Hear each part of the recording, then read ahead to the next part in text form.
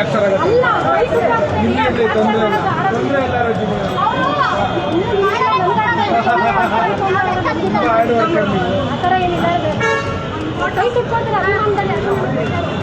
ಏನು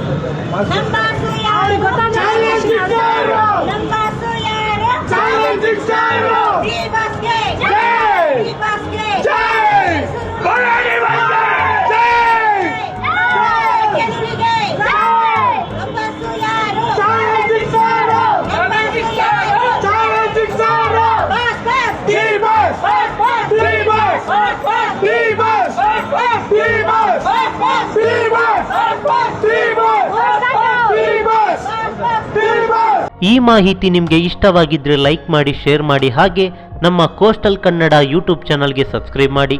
ನಮ್ಮ ಹೆಚ್ಚಿನ ಅಪ್ಡೇಟ್ಸ್ಗಳಿಗಾಗಿ ಕೋಸ್ಟಲ್ ನೆಟ್ವರ್ಕ್ ಇನ್ಸ್ಟಾಗ್ರಾಮ್ ಪೇಜ್ ಹಾಗೆ ಫೇಸ್ಬುಕ್ ಪೇಜ್ಗೆ ವಿಸಿಟ್ ಮಾಡಿ. ಧನ್ಯವಾದಗಳು.